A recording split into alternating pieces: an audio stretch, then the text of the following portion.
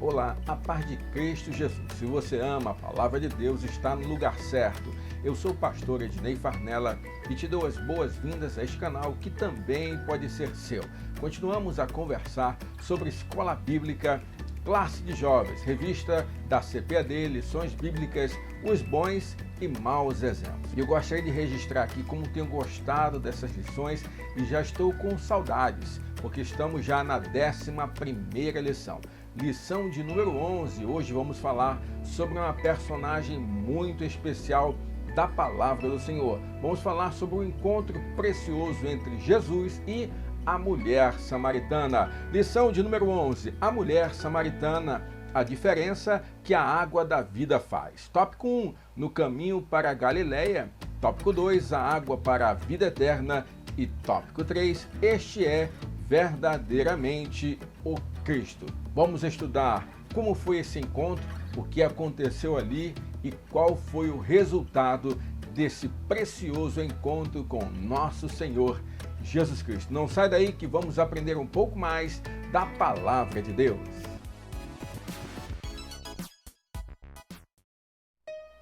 Querido, não esquece que você me abençoa muito quando você curte aqui o nosso vídeo. Então, você está aqui conosco, já dá aquela curtida abençoada, já compartilha esse link com alguém, pega aí as suas redes sociais e compartilha que você está assistindo a esta aula, marca a gente lá no Instagram, @EdneiFarnella, e eu tenho a certeza que você vai nos ajudar a espalhar a palavra de Deus e fazer o nome de nosso Senhor Jesus ainda muito mais conhecido. Esse é o nosso propósito. Vamos estudar? Texto do dia, João capítulo 4, versículo 42. E dizia uma mulher: já não é pelo que disseste que nós cremos, porque nós mesmos o temos ouvido e sabemos que este é verdadeiramente o Cristo, o Salvador do mundo. A síntese da lição de hoje é: a samaritana, numa conversa com Jesus, teve a sede da sua alma saciada pelo Mestre. O texto bíblico está em João capítulo 4, versículos do 1 até o 15. Vamos lá? Versículo de número 1. E quando o Senhor veio a saber que os fariseus tinham ouvido que Jesus fazia e batizava mais discípulos do que João, ainda que Jesus mesmo não batizava, mas os seus discípulos, deixou a Judéia e foi outra vez para a Galileia. E era-lhe necessário passar por Samaria.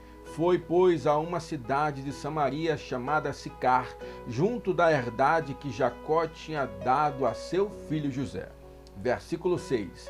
E estava ali a fonte de Jacó. Jesus, pois, cansado do caminho, assentou-se assim junto da fonte. Era isso quase a hora sexta. Veio uma mulher de Samaria tirar água. Disse-lhe Jesus: dá-me de beber, porque os seus discípulos tinham ido à cidade comprar comida. Disse-lhe, pois, a mulher samaritana: como sendo tu judeu me pedes de beber a mim, que sou mulher samaritana? Porque os judeus não se comunicam com os samaritanos. Versículo 10. Jesus respondeu e disse-lhe: se te conheceras o dom de Deus, e quem é o que te diz, dá-me de beber, tu lhe pedirias e ele te daria água viva. Disse-lhe a mulher: Senhor, tu não tens com que atirar e o poço é fundo. Onde, pois, tens a água viva? És tu maior do que Jacó, o nosso pai, que nos deu o poço, bebendo ele próprio dele e os seus filhos e o seu gado? Versículo 13. Jesus respondeu e disse-lhe: qualquer que beber desta água tornará a ter sede. Mas aquele que beber da água que eu lhe der nunca terá sede, porque a água que eu lhe der se fará nele uma fonte de água a jorrar para a vida eterna. Disse-lhe a mulher: Senhor, dá-me dessa água, para que não mais tenha sede e não venha aqui tirá-la. Um encontro precioso do nosso Senhor Jesus com uma mulher que a Bíblia sequer diz o nome dela. Apenas diz que era uma mulher de Samaria. Naquele momento era mais importante saber a origem daquela mulher do que o próprio nome dela, e nós vamos saber por quê. Vamos orar, vamos falar com Deus. Pai, obrigado, Senhor. Obrigado pelo privilégio que temos de compartilhar a tua palavra, de aprender um pouco mais com os bons e maus exemplos que o Senhor deixou para nós, registrados na Bíblia Sagrada. Ilumina nossa mente, abre o nosso entendimento para que sejamos transformados pelo poder que só a tua palavra tem, Senhor. Que possamos sair daqui desta aula amando mais a tua palavra, querendo mais e mais relacionamento com o Senhor. Abençoa esse irmão e essa irmã que nos acompanha, em nome de Jesus. Amém. Queridos, como sempre gostamos de dizer aqui, o nosso objetivo é que você seja abençoado. E por isso nós compartilhamos com você na descrição deste vídeo um link que contém agora os slides não apenas em PDF, mas a pedido de vocês e para abençoar a vida de vocês, eu estou compartilhando também os arquivos em PowerPoint para que você possa fazer modificações, ajustar para usar na tua igreja, na tua classe, na tua sala e com certeza fazer o nome de Jesus glorificado, conhecido e que muitas pessoas possam ser abençoadas. Então, esse é um presente meu para você, tá bom? Queridos, nós vamos falar hoje sobre um encontro especial. E uma frase eu gostaria que ficasse registrada no teu coração. Ninguém sai da presença de Jesus da mesma maneira que chegou. Todas as vezes que nós temos um verdadeiro encontro com Jesus, esse encontro transforma a nossa vida e jamais, eu disse jamais, nós seremos a mesma pessoa. Apenas o Evangelho de João narra a história que trataremos nesta lição. Em Samaria, terra desprezada pelos judeus, Jesus se dirige a uma localidade onde havia um poço e, quebrando o protocolo, fala com uma mulher samaritana. O impacto da palavra do Senhor foi tão grande que o testemunho daquela mulher alcançou a localidade de maneira espetacular. Na igreja em que sou pastor, eu sempre costumo dar a seguinte orientação. Se você nunca teve contato com a Bíblia, se você nunca soube o que é a palavra de Deus, você precisa começar estudando pelos evangelhos, porque ali mostra o cerne da nossa fé. Ali vai nos apresentar a pessoa de Jesus, o nascimento de Jesus, o ministério, a morte e a ressurreição de nosso Senhor Jesus.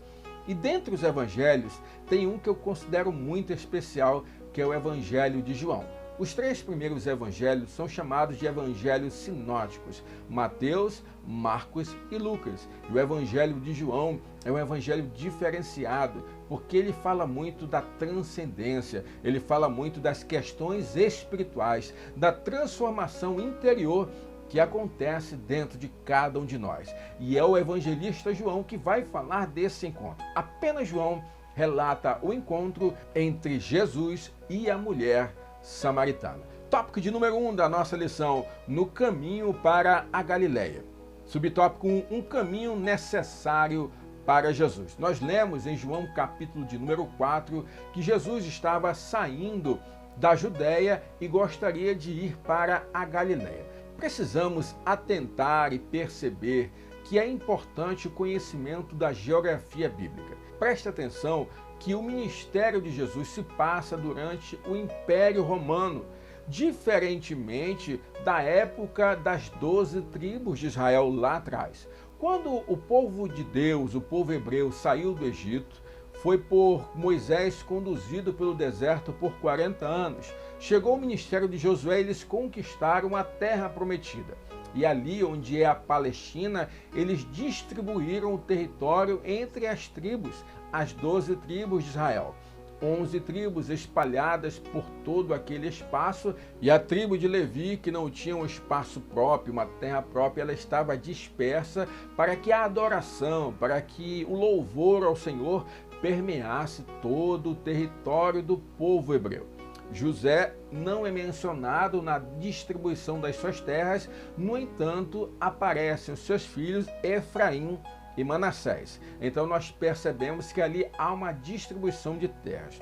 No entanto, o período de Jesus já é um período posterior, um período do Império Romano. Já havia ocorrido a divisão entre reinos do norte e reino do sul, já havia acontecido o problema do reino do norte com os assírios e a questão do cativeiro do reino do sul pelo Império Babilônico. E nesse momento do ministério de Jesus, nós temos regiões diferentes da época em que houve a distribuição da terra prometida. Nós temos então territórios bem definidos. Nós temos o território da Judéia, o território de Samaria, território da Galileia. São territórios que a Bíblia cita muito, que são territórios muito bem divididos, que nada tem a ver com a distribuição inicial lá entre as 12 tribos. É na Judéia que se encontrava Jerusalém, o templo, era onde também se encontravam cidades conhecidas na Bíblia como Jericó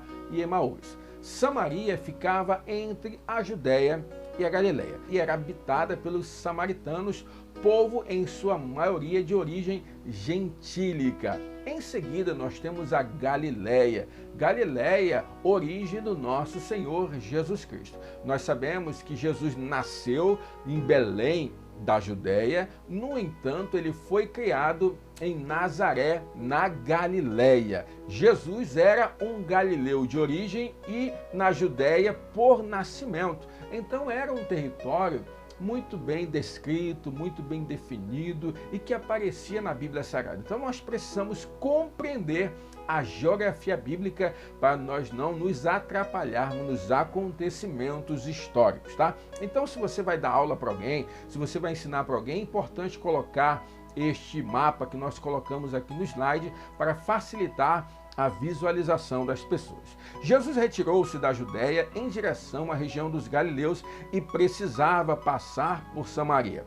O povoado por onde Jesus passou, Sicar, era o local no qual tinha um poço e esse servia de abastecimento de água para pessoas e animais naquela região. Então perceba o caminho de Jesus da Judéia para a Galileia. Nós percebemos no mapa que era muito mais fácil Jesus sair da Judéia, atravessar Samaria para chegar à Galileia. Era o caminho mais curto. No entanto, isso não era o que acontecia com o judeu.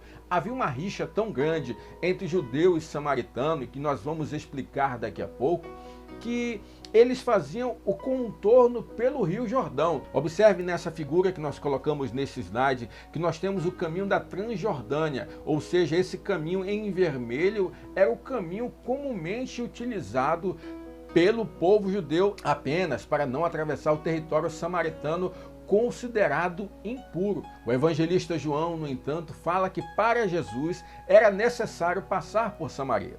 A Bíblia não diz ao certo por que havia essa necessidade. No entanto, os estudiosos da palavra do Senhor costumam dar duas explicações para isso. A primeira, uma questão lógica e geográfica, ou seja, Jesus queria chegar logo na Galileia, portanto era mais rápido ir pelo território da Samaria. Outro, em um sentido mais espiritual, era necessário haver milagre, transformação no território da Samaria e por isso era necessário que Jesus passasse ali por Samaria. Havia algo a ser restaurado, algo que havia sido quebrado lá atrás, que somente o Evangelho poderia unir novamente.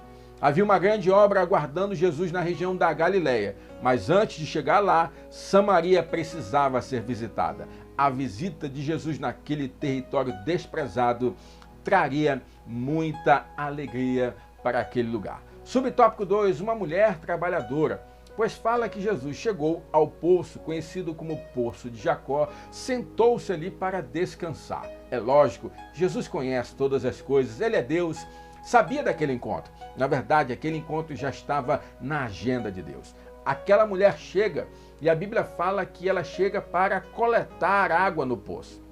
O interessante é notar que aquela mulher estava cumprindo com as suas obrigações. Era obrigação da mulher coletar água no poço. Aquela mulher estava trabalhando. É dito por João que o encontro de Jesus com a samaritana deu-se quase à hora sexta, perto do meio-dia. E aqui eu quero dar uma dica para você, saiba como interpretar as horas da Bíblia.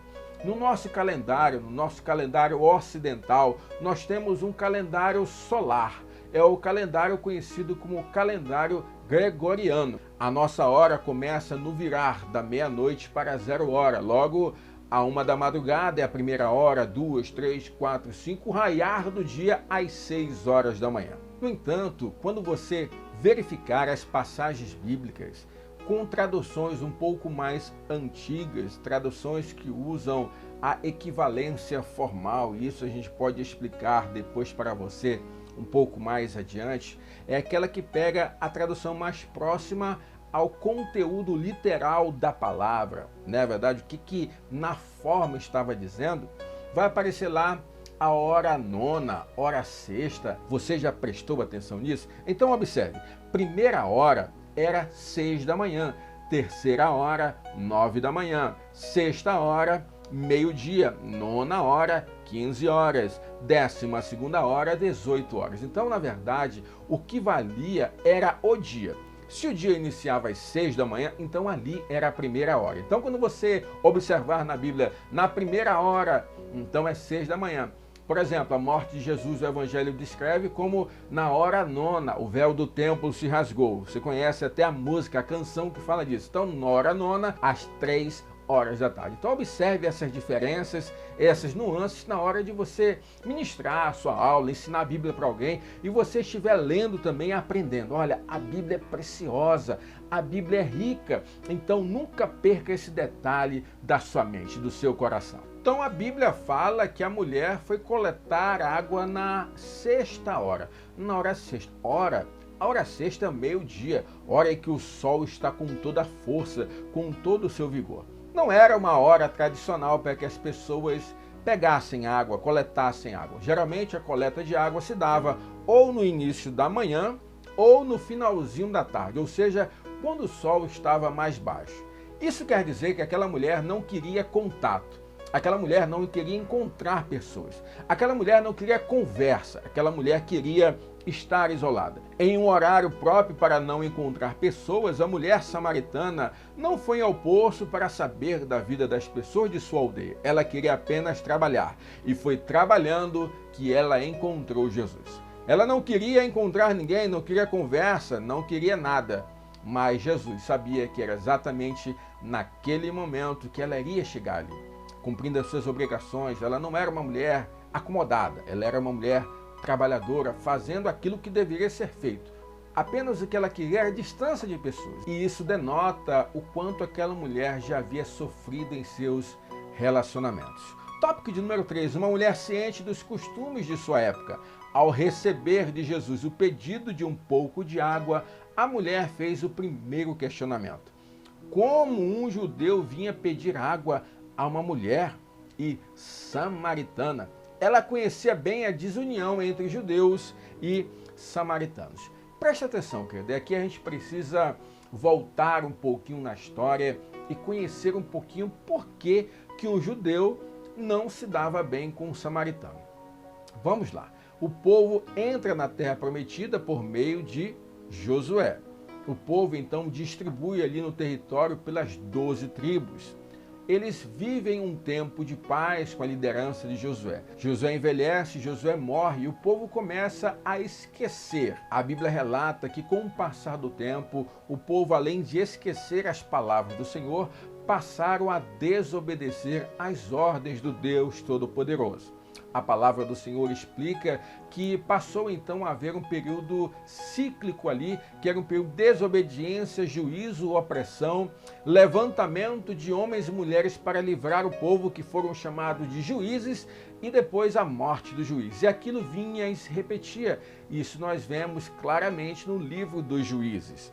Em seguida ao livro de Juízes, e o último juiz de Israel foi o profeta Samuel, nós temos o período dos reis, o período da monarquia. O povo pediu o rei.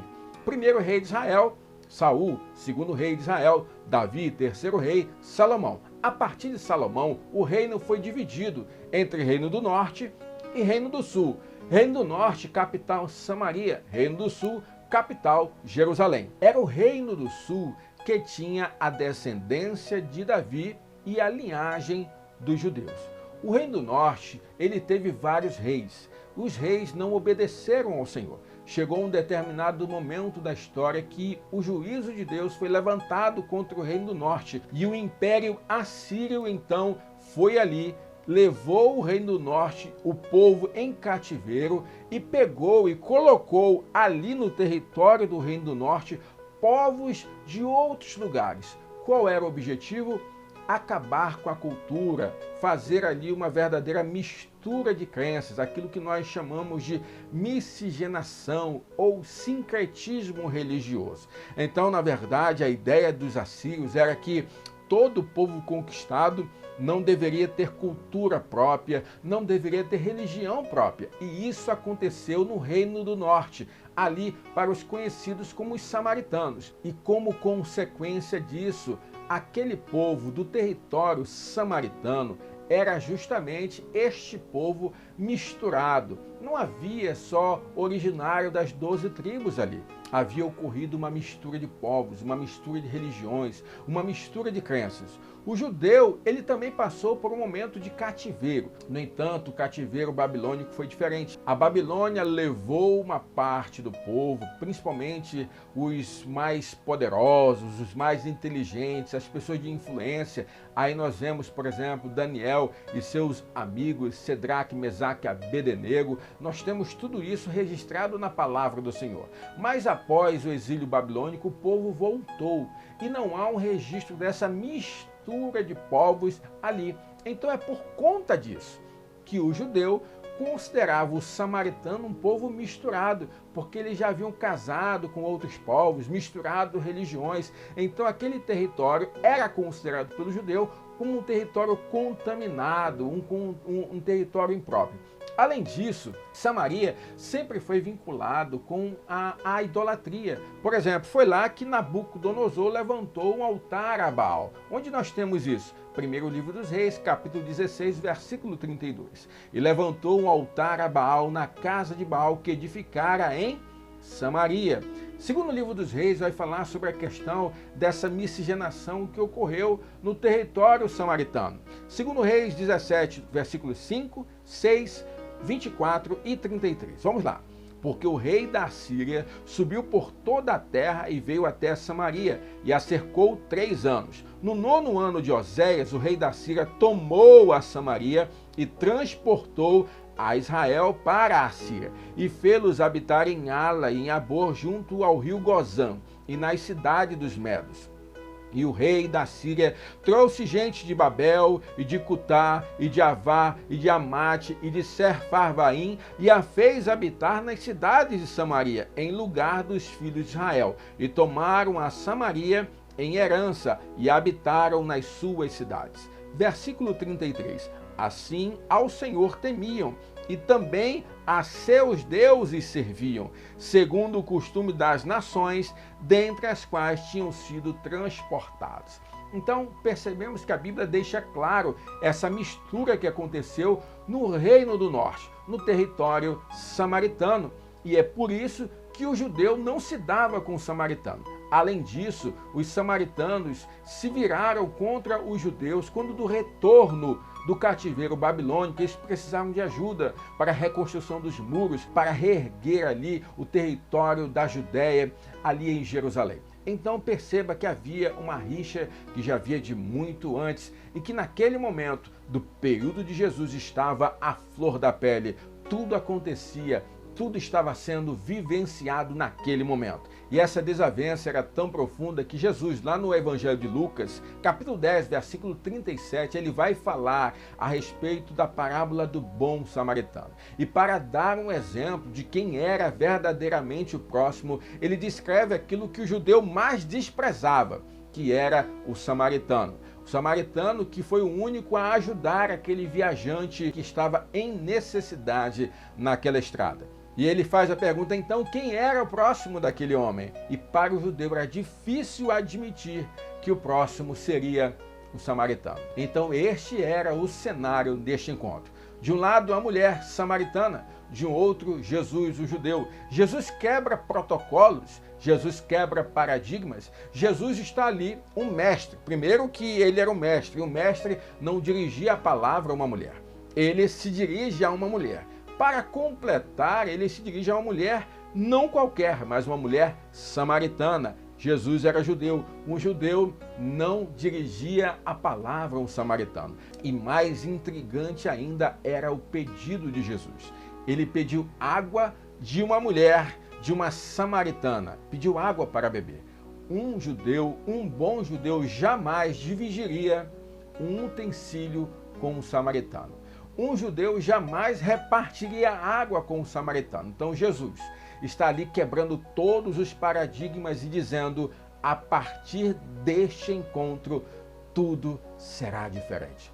Querido, é assim mesmo que acontece em nossa vida. O Evangelho de Jesus vem quebrando todas as nossas crenças, tudo aquilo que a gente acredita, todas as falsas verdades que estavam plantadas em nosso coração são substituídas pela verdade do Evangelho, pela verdade do amor, porque somente em Jesus nós somos amados, somente em Jesus nós somos valorizados, porque nós temos um Deus que veio a este mundo, morreu por amor, se entregou para que nós pudéssemos ser salvos. E hoje nós falamos com toda a convicção: nós somos salvos em Jesus Cristo. E quando Deus olha para nós, Ele não vê o nosso mérito, mas é o mérito de Jesus. Então tudo aquilo que a gente acreditava, todas as nossas verdades, toda a nossa religiosidade, Jesus pega e joga no lixo. Jesus pega e joga no mar do esquecimento. Diz: agora eu faço novas todas as coisas.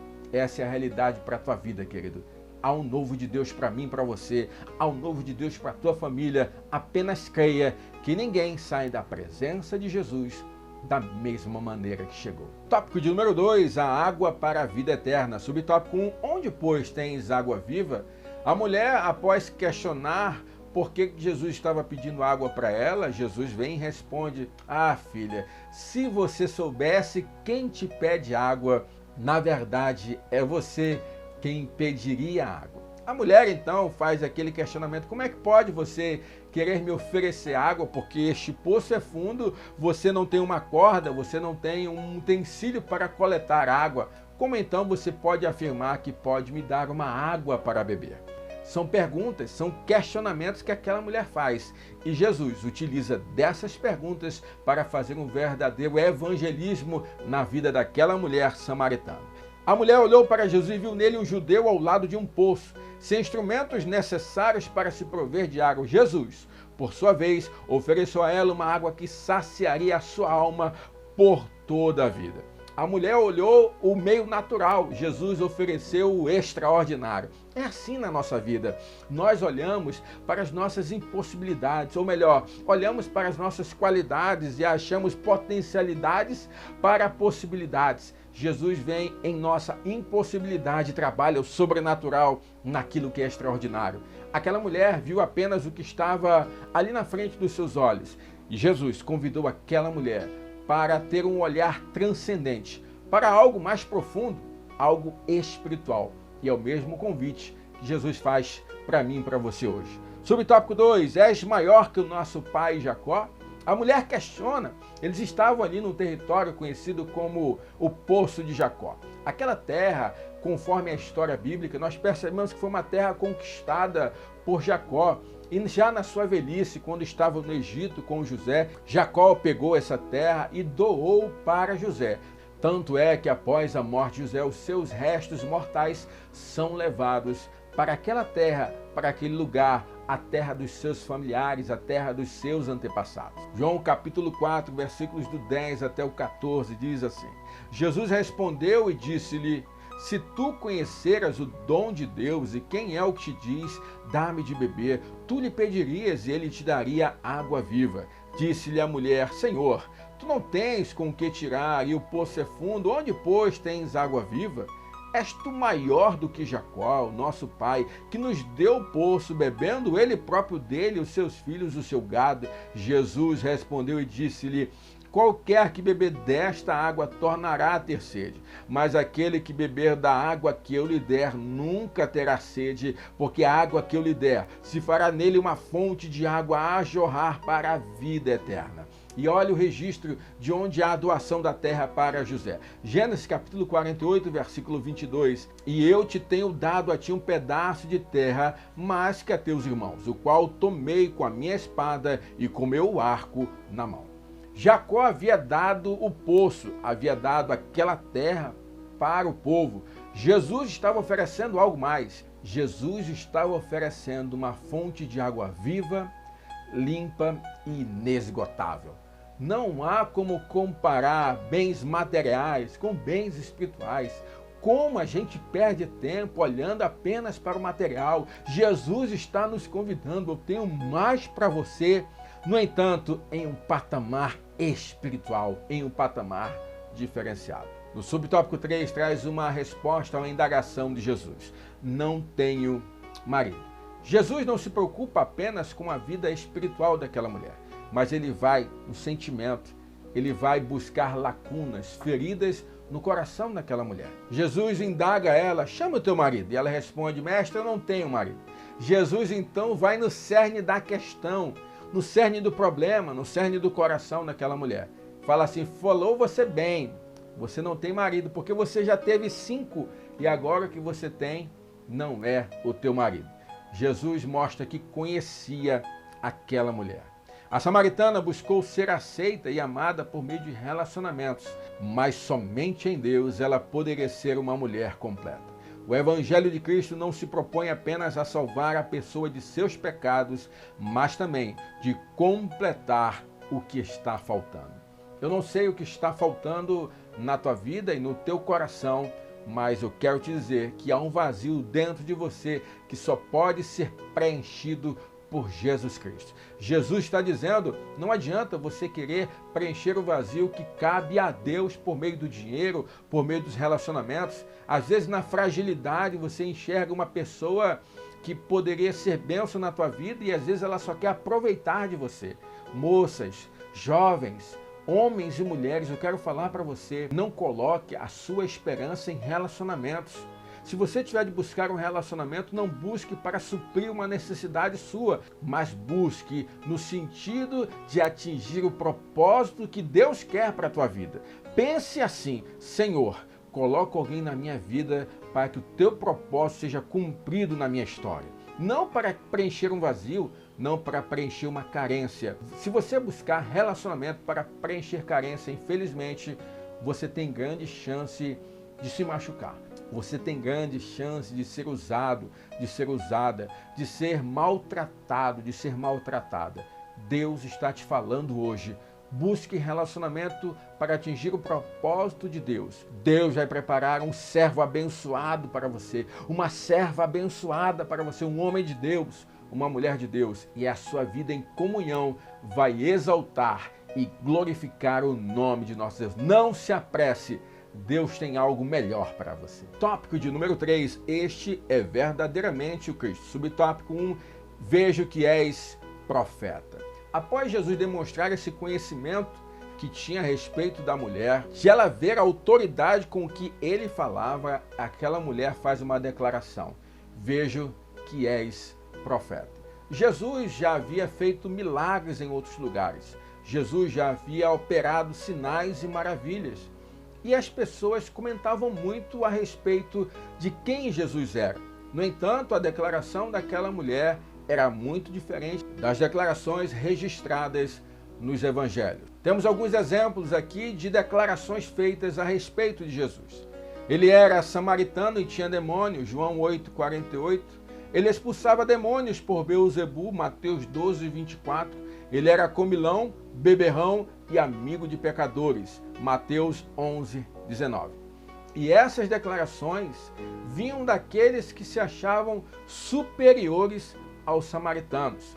Aquelas declarações vinham dos judeus, que eram pessoas que deveriam honrar, que eram as pessoas que deveriam glorificar, que eram as pessoas que, ao verem os sinais e maravilhas, deveriam ser os primeiros a dizer: tu és o Cristo, o Filho do Deus vivo. A samaritana, no entanto, reconheceu em Jesus a capacidade de saber certas informações pelo Espírito de Deus. Querido, isso é importante. Como nós temos recebido a palavra, como nós temos enxergado os sinais e maravilhas que ocorrem em nosso meio. Porque acredite, Deus continua falando, Deus continua operando sinais. O que nós precisamos é enxergar e reconhecer Deus nas mínimas coisas. O que nossas palavras e nossas atitudes dizem a respeito de Jesus? Que percepção temos quando ouvimos sua palavra e vemos seus milagres em nossos dias? Esse é um questionamento que a lição traz para nós, porque nós nos assustamos com a reação dos judeus e nos maravilhamos com a reação dos samaritanos. Mas como nós temos reagido com a palavra? O que nós temos falado a respeito de Deus e da sua palavra? O que nós temos dito a respeito da Igreja de Cristo? Como nós temos nos comportado enquanto testemunhas do Evangelho de nosso Senhor e Salvador Jesus? Sobre o tópico de número 2, em espírito e em verdade.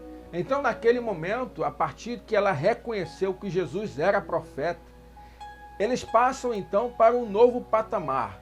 Não vão mais discutir mais sobre necessidades fisiológicas, necessidade de água ou de comida.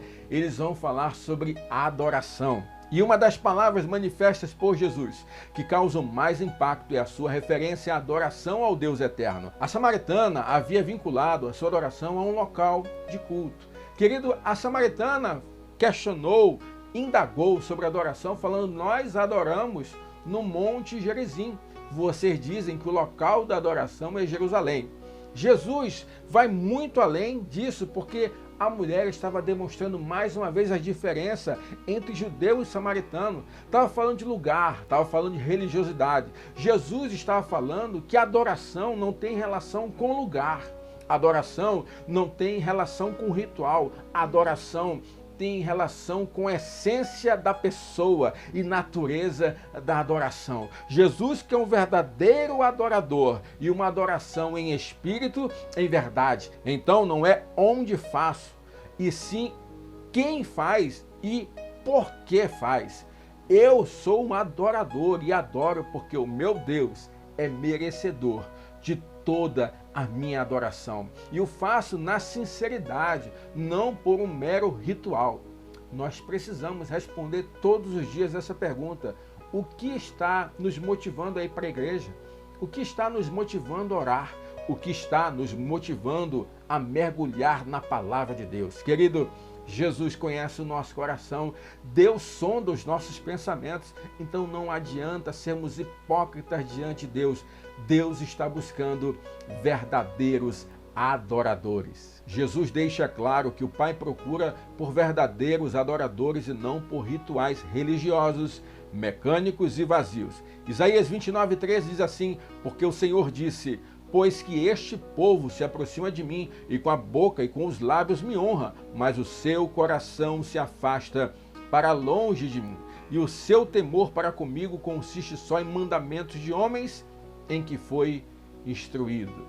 Jesus deixou patente que o nosso culto a Deus deve ser entregue por inteiro, em espírito, numa adoração feita com sinceridade e em verdade, sem máscaras. Jesus está nos convocando para uma adoração verdadeira. Adorar em espírito e em verdade possui várias conotações, vários contextos que precisam ser analisados. Aqueles que dizem que a adoração a partir de um mergulho no Espírito Santo. Eu aceito Jesus, recebo o Espírito Santo dentro de mim e passo a adorar a Deus por meio do seu Espírito que habita dentro de mim. Há também uma linha que defende que a adoração em espírito e em verdade seja uma adoração verdadeira, uma adoração feita de alguém que reconheceu o seu papel na história de adorador e adora o Senhor com tudo o que tem e com toda a sua sinceridade. Sendo uma ou outra, importante é que nós venhamos a buscar sermos verdadeiros adoradores, porque foi para isso que nós fomos criados. O homem foi feito para adorar a Deus. Então, querido, adore com tudo o que você tem. Não olhe para o lado, não se importe com o que vão falar. Adore do teu jeito, adore com o melhor que você pode oferecer. Respeite, obviamente, as liturgias que compõem o nosso culto, mas não deixe-se aprisionar por aquilo que não é de Deus. Deus quer a nossa sinceridade. Deus quer o nosso coração, não um mero ritual religioso. Guarde isso na sua mente, não esqueça, em nome de Jesus. Sobre o tópico 3, vinde e vede. Ora, aquela mulher, após o contato com Jesus, após ouvir a palavra de Jesus, após receber a revelação de que ele era o Cristo, ela não se conformou. Ela quis chamar outras pessoas para também ouvirem a palavra de Deus. Eu sempre costumo dizer, bênção que é bênção, só é bênção quando abençoa um outro alguém. E aquela mulher justamente estava cumprindo já essa palavra. Ela bebeu da água que Jesus ofereceu para ela e ela quis já começar a dar à luz a filhos espirituais. O seu ventre agora é uma verdadeira fonte de água viva, ou seja, Jesus quer mudar a tua história, Jesus quer mudar a tua vida. Vem mais um, convida outro, dizendo assim, Jesus tem água para saciar a tua sede. Isso é lindo, querido. João capítulo 4, versículos 25 a 30. A mulher disse-lhe, eu sei que o Messias, que chama o Cristo, vem. Quando ele vier, nos anunciará tudo. Jesus disse-lhe, eu o sou, eu que falo contigo. E nisso vieram seus discípulos e maravilharam-se de que estivesse falando com uma mulher. Todavia, nenhum lhe disse, que perguntas ou por que falas com ela? Deixou, pois, a mulher o seu cântaro e foi à cidade e disse àqueles homens, vinde e vede um homem que me disse tudo quanto tenho feito. Porventura, não é este o Cristo? Saíram, pois, da cidade e foram ter com ele. Olha que coisa impressionante. Os samaritanos eram desprezados. Os samaritanos eram rotulados de impuros. No entanto, os samaritanos não viram milagres, não viram ressurreição, não viram curas, não viram libertação. Ouviram a palavra e decidiram no seu coração acreditar. Queridos, quanta diferença faz a incredulidade. Como também faz diferença estar aberto a ouvir e crer na palavra de Deus. Que o Senhor hoje tenha te trazido um verdadeiro despertamento, um acreditar que o mais importante não é ver sinais e maravilhas. O mais importante é ouvir a palavra de Deus e acreditar, tomar posse e testemunhar, abençoar outras pessoas. Esse exemplo da mulher samaritana nos faz enxergar que nós não precisamos viver de rótulos que os outros nos dão. O que nós precisamos é ter um encontro verdadeiro com Jesus, que vai mudar a nossa história e fazer de nós testemunhas do seu evangelho. Eu quero concluir com você com 3 coisas para você guardar no teu coração, como sempre eu faço. Primeira coisa, ninguém sai da presença de Jesus da mesma maneira que chegou. Segundo, é possível trazer para Deus uma adoração sincera e verdadeiramente espiritual. E 3, o testemunho de uma pessoa pode transformar uma localidade inteira. Querido, se você acreditar, você, a partir do seu encontro com Jesus, fará a diferença na tua casa, no teu trabalho, na tua vizinhança, na tua cidade, em nome de Jesus. Eu quero ser profeta de Deus para a tua vida e dizer, você será testemunha de Jesus e você verá muitas pessoas entregar a sua vida a Ele por causa do seu testemunho. O Espírito Santo há de convencer e que o nome do nosso Deus seja glorificado. Vamos orar, querido? Vamos falar com Deus? Pai, obrigado, Senhor. Obrigado por mais uma aula. Obrigado pelo exemplo da mulher samaritana. Obrigado por sabermos que a partir de um encontro contigo nós podemos ter a nossa vida mudada. Nos ajuda, Senhor. Nos traz à memória aquilo que pode trazer esperança, uma viva esperança, e que possamos compartilhar dessa esperança com pessoas que nos cercam. Abençoa a nossa vida, muda a nossa história, Pai, em nome de Jesus. Amém. Queridos, glórias damos ao nome do Senhor. Muito obrigado por você estar comigo em mais uma aula. Que Deus te abençoe. O objetivo aqui, querido, é que você cada vez mais pegue gosto pelo conhecimento da palavra, por todos os detalhes preciosos escondidos em cada palavra da Bíblia Sagrada. Então, que o Senhor te abençoe, que o Senhor cuide da tua casa, que o Senhor abençoe a tua família. E não esqueça, ame a palavra de Deus.